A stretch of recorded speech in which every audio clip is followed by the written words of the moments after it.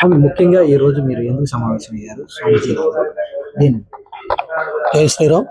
ఈరోజు దేవదేవుని లడ్డూ కల్తీపై మన సాధు సంత్ పరిషత్ అధ్యక్షులు శ్రీనివాసానంద స్వామీజీ పిలుపు మేరకు సాధులందరూ కూడా ఈరోజు ఇక్కడ ఒక సమావేశం ఏర్పాటు చేసుకొని గత ప్రభుత్వంలో ఏదైతే కల్తీ జరిగిందో దాని గురించి మన స్వామీజీ గారు ఇచ్చిన పిలుపుకి జగన్మోహన్ రెడ్డి గారు ప్రతి ఒక్క దేవాలయం మీద ఆయన సీఎంగా ఉన్నంత కాలం ప్రతి ఒక్క దేవాలయం మీద దాడులు జరిగాయి.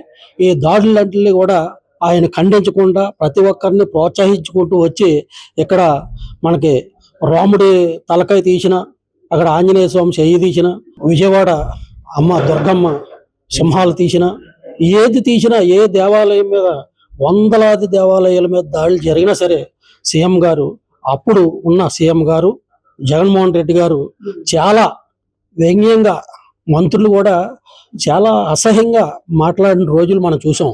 ఈరోజు దీనికోసమే పెద్ద ఎత్తున హిందువులందరూ ఐక్యతగా ఉండి ఈ పోరాటాన్ని సాగించాలి తప్ప ఆయన వెనకాల భజన చేసుకుంటూ మన హిందువుల ఐక్యత ఎప్పుడైతే దెబ్బతింటుందో దీని గురించి ఆలోచించకుండా ఆయన వెనకాల వెళ్ళడం చాలా బాధాకరం. ఈ స్వామీజీ ఈరోజు పిలుపు ఎంత పవిత్రమైనదో మరి మన వాళ్ళందరూ కూడా హిందువులందరూ గుర్తించాలా. ఆయన క్రైస్తవుల గురించి అంత బాధపడినప్పుడు మన హిందువులు ఎందుకు మనం హిందుత్వాన్ని కాపాడుకోలేకపోతున్నాం అనేది వీళ్ళు గుర్తించకపోతే రాబోయే రోజుల్లో మన హిందువుల మీద దాడులు ఇంకా పెరిగే అవకాశం ఉంది. ఇంకా నేను నెక్స్ట్ అప్పుడే ఇంకా టైం అవ్వలేదు, 2 సంవత్సరాలు ఇంకా ఈ ప్రభుత్వం వచ్చి, కూటమి ప్రభుత్వం వచ్చి 2 సంవత్సరాలు పూర్తి అవ్వలేదు.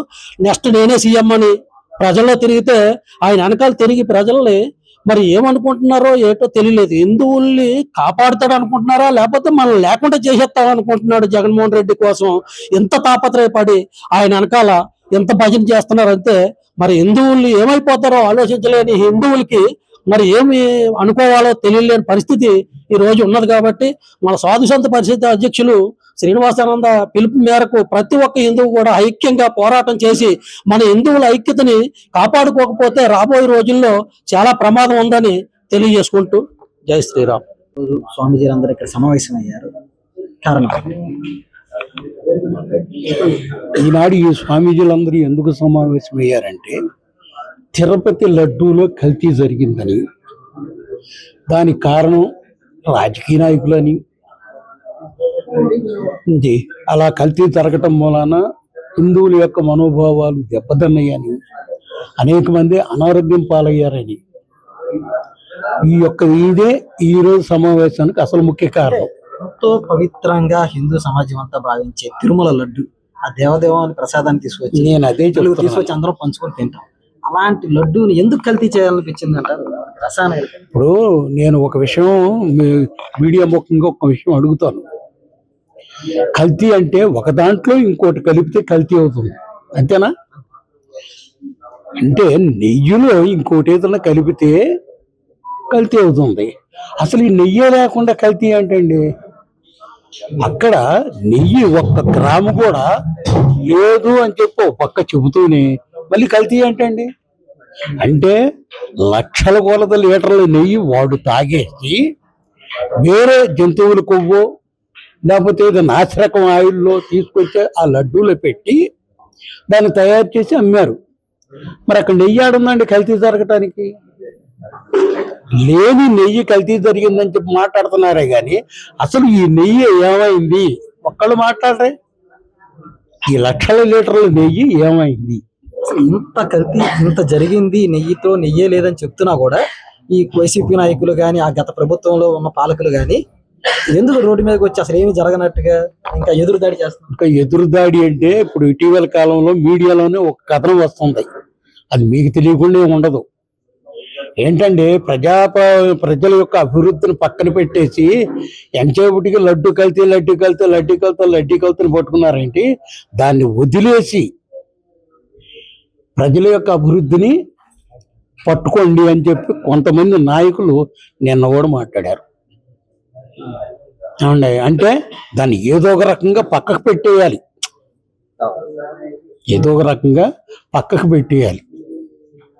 అలా పక్కకు పెట్టేస్తే వీళ్ళు సేవ్ అవుతారు.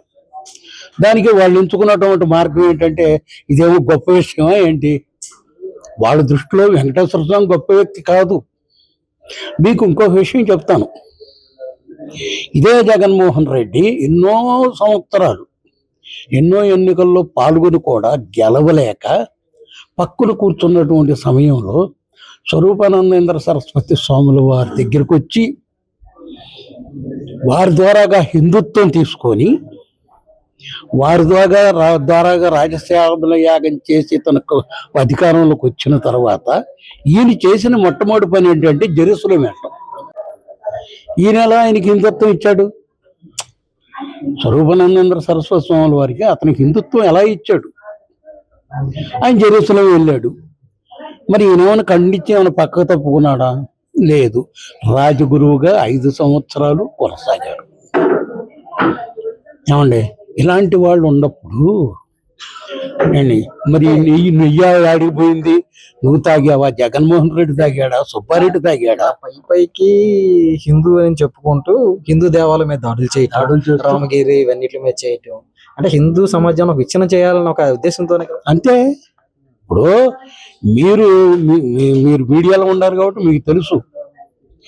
ఇదే మాట మీద సోనియా గాంధీ ఈ యొక్క ఇండియాలో హిందుత్వాన్ని నాశనం చేసి క్రిస్టియానిటీని నెలకొల్పుతాను అన్నప్పుడు ప్రధానమంత్రిగా ఉన్నటువంటి మన్మోహన్ సింగ్కి సోనియా గాంధీకి గొడవ అయింది అండి. సోనియా గాంధీ ఏమైందంటే కనీసం ఆంధ్రప్రదేశ్లో 1 సీటు రాల. దేనికి?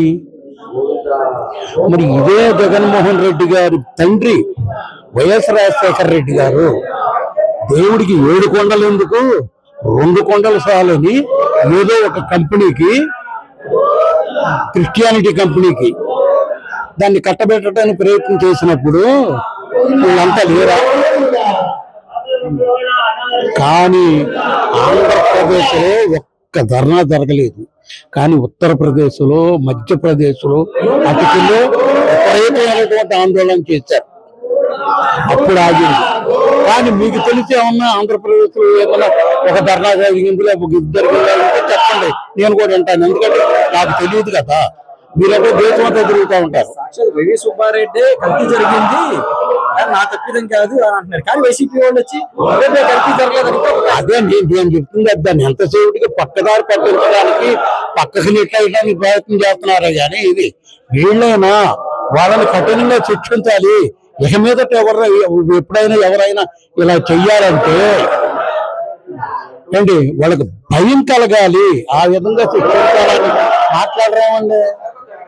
మళ్ళీ జగన్మోహన్ రెడ్డిని హిందూ భయం భయం అండి. జగన్మోహన్ రెడ్డి అంటే దేవుడు అంటారు. మళ్ళీ రాగల 30 సంవత్సరాల కాలంలో ఆయన అంటే చంద్రబాబు యొక్క బండారం బయటపడిపోయింది. ఆయన ప్రజలు నమ్మరు, మమ్మల్ని నమ్ముతారు, మేమే వస్తాను అంత ధీమాగా చెప్తున్నారంటే అయ్యో వాళ్ళల్లో ఉన్నటువంటి భయమే దానికి. ఏ విధంగా ప్రయత్నం చేసుకోవాలి? అయ్యా, ముందు ఈ లక్షల లీటర్ నెయ్యి ఎవరు తాగారో ముందు దాన్ని బయట పెట్టమనండి, దాన్ని కక్కించమనండి. ఆ తర్వాత అలాంటి వాళ్ళని ఇంకోసారి పెట్టకుండా జాగ్రత్త పడమనండి. ఆ రకంగా ప్రక్షాళన అవుతుందే కానీ ఏంటి ఈ రకంగా ఎన్ని మీటింగులు పెట్టినా, రోడ్డు ఎక్కి ఎన్ని ధర్నా చేసినా, ఎన్నిసార్లు అరెస్ట్ అయినా ఏమీ ప్రయోజనం లేదు. గత చరిత్ర గుర్తు చేసుకుంటే ఎందరో విర్రవీగారు, ఈ భారత భూమిలో మట్టిలో కలిసిపోయారు. కాబట్టి ఇప్పటికైనా సరే జ్ఞానం, బుద్ధి, దేవుడి పేరు చెప్పి జ్ఞానమైన పవిత్రతను కాపాడండి. ఎవరైనా సరే, ఏ ప్రభుత్వాలు వచ్చినా కాపాడండి.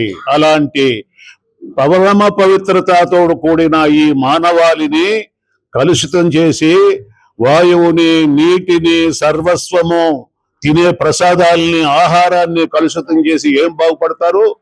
భూస్థాపితమైపోతారు. కాబట్టిగా ఇప్పటికైనా మీరు తెలుసుకొని ఈ మానవాళిని మనుగడకు దోహదం మీరు అడ్డుకట్ట వేశారో ఆ పరమేశ్వరుడు, ఆ వెంకటేశ్వరుడు, ఆ త్రిమూర్తులు కూడా మిమ్మల్ని శిక్షిస్తారని ఈ సభాముఖంగా తెలియపరుస్తూ ఇప్పటికీ కూడా నేనేం చేయలేదు, కల్తీ జరగలేదు అంటే సాక్షాత్తు గవర్నమెంట్ నియమించిన సిట్ కూడా కల్తీ జరిగిందని చెప్తున్నా కూడా కల్తీ ఏం జరగలేదని పైకి మాట్లాడుతున్నాడు జగన్మోహన్ రెడ్డి. వాళ్ళకి సంబంధించిన నాయకులతో మాట్లాడిస్తున్నారు.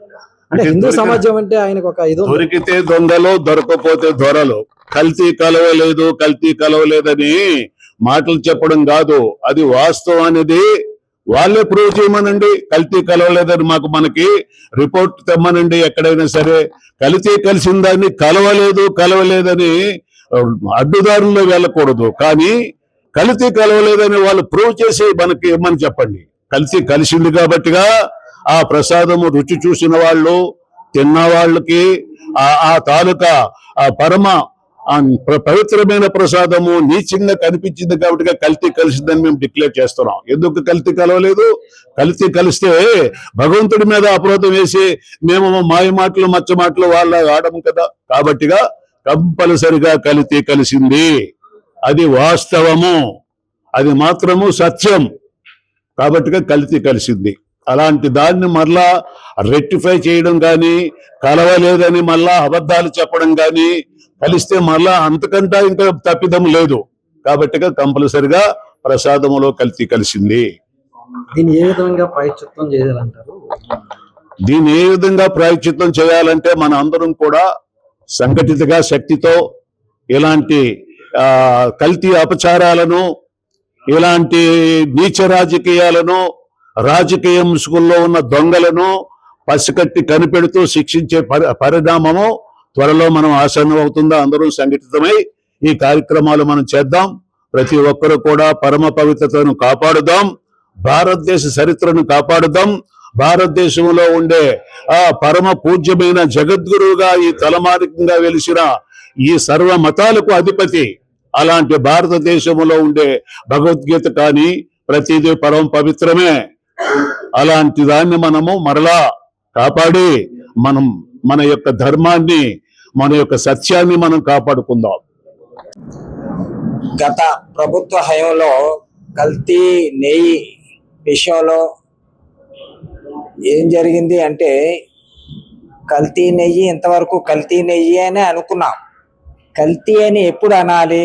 ఏదో ఒక 50% అన్నా దేశవాళీ గో నెయ్యి ఉండి అందులో వేరేది ఏమన్నా కలిపితే కల్తీ నెయ్యి అంటాం.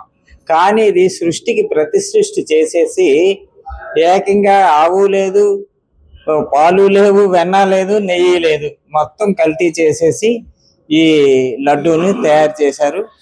ఈ సంస్కృతిని, మన సనాతన ధర్మాన్ని సర్వనాశనం చేయడంలో ఇది మొట్టమొదటిది. దీన్ని లవ్ జిహాద్ ఎలాగో అలాగా ఈ లడ్డూ జిహాద్ అని కూడా అనుమానం వస్తుంది. ఇందులో సందేహం లేదు. ఇది జరిగింది, వీళ్ళకి తెలిసి జరిగిందా తెలియక జరిగిందా అనేది మనం చెప్పలేం. కానీ జగన్మోహన్ రెడ్డి హయాంలో, జగన్మోహన్ రెడ్డి ప్రభుత్వ హయాంలో దేవాలయాల మీద దాడులు జరగటం కానీ, ఎన్నో 300 పైకి దేవాలయాల మీద దాడులు చేశారు. సాక్షాత్తు రామువారి శిరస్సును ఖండించారు. రామతీర్థం అక్కడ అంతర్వేదిలో రథాన్ని తగలబెట్టారు. గుళ్ళో 2 సింహాసనాలు చేశారు. అంటే ఎందుకు జగన్మోహన్ రెడ్డికి ఎంత కోపం? ఎందుకు హిందూ సమాజం మీద? ఏముంది, ఆయన ఆచరించే బైబిల్లోనే ఉంది. అది అన్యమత విగ్రహాలని పడగొట్టున్నారు. ఆయనది పాటిస్తున్నారు వాళ్ళు, అంతే తప్పించి అక్కడ డిక్లరేషన్ మీద సంతకమే పెట్టనంటే ఇంకేంటి సంతకం పెట్టేలాగుంటే మళ్ళీ ఎక్కడ క్రిస్టియన్స్కి దూరం అవుతామో అని వాళ్ళు చేస్తున్నారు. ఒకవైపు ముస్లిమ్స్ మన పైన దాడులు చేస్తున్నారు, క్రిస్టియన్స్ దాడులు చేస్తున్నారు. అయినా మన హిందూ సమాజం ఇంకా మేల్కోవట్లేదు. ఎంతవరకు సాధువులాగా ఉన్నాం కానీ ఇకపైన సాధువులా ఉండడానికి లేదు. పిల్ల ఉన్నాం, పులిలా తిరగబడవలసిన అవసరం వచ్చింది. ప్రభుత్వం ఇంత చేసినా కూడా ఇప్పటికీ వచ్చి మేమేం చేయలేదు, కల్తీ జరగనట్టు మాట్లాడుతున్నారు. కల్తీ జరిగిందని వై సుబ్బారెడ్డి ఒప్పుకున్నా కూడా వాళ్ళు మాట్లాడుకుంటూ మనం తప్పు చేశాము అనేసి రోజా గారు మాట్లాడుకున్నా కూడా వాళ్ళ మనస్సాక్షి వాళ్ళకి చెప్తాది కదండి. కానీ ఏదో పైకి బుకాయించి ప్రజలను నమ్మించే ప్రయత్నం వాళ్ళు చేసుకుంటున్నారు. కానీ హిందువులుగా మనం తెలుసుకోవాల్సిన ఉంది. అంటే మెయిన్ ఏంటంటే టిటిడి దేవస్థానానికి బోల్డ్ భూములు ఉన్నాయి కాబట్టి ఈ సాధు సంతులకి కొన్ని ఎక్కడికక్కడ జిల్లాకి కొంత స్థలాలు ఇచ్చి దేశవాళీ గోవులను పెంపకానికి ప్రోత్సహించేలాగుంటే ఆ చక్కనైన పాలుని మళ్ళీ టిటిడి దేవస్థానానికి అందించి అవసరమైనంత నెయ్యిని సమకూర్చే అవకాశం ఉంటుంది. కాబట్టి ఆ దిశగా చర్యలు తీసుకొని ఎక్కడికక్కడి గోశాలని డెవలప్ చేసి అంటే ఇలాంటి హిందూ ద్రోహి మళ్ళీ హిందూ సమాజం హర్షిస్తుందా రాటాకి? ఇంకెక్కడ ఇంకా అర్చిస్తుందా? 11 సీట్లతో పడిపోయినా ఇంకా వాళ్ళకి బుద్ధి రావట్లేదు. ఈసారి 1కి పడిపోతాయేమో అని డౌట్ వస్తుంది. అందుకే హిందువులే ఏకమయ్యి మేము చెప్పిన విని సాధు సంతులు చెప్పిన ఎక్కడికక్కడ ఉత్తేజితం చేస్తున్నాం. ఇంకా ప్రజలు ఇంకా ఏదో మాయలో ఉన్నారు. ఏంటంటే మెయిన్ జనాలు మా ఇంటికి ఏమి వస్తుంది, కలిసి వస్తుంది ఈ ప్రభుత్వాల వలన ఆశించకున్నా, మన సంస్కృతిని ఏ ప్రభుత్వాలు నాశనం చేయకుండా కాపాడుతున్నాయా అనే దృష్టితో ప్రజలంతా చూసి సంస్కృతి మీద ఆధారపడి ఉంటుంది ప్రతిదీ. మెయిన్ ఏంటంటే పాఠ్యాంశాల్లో మార్పులు రావాలండి.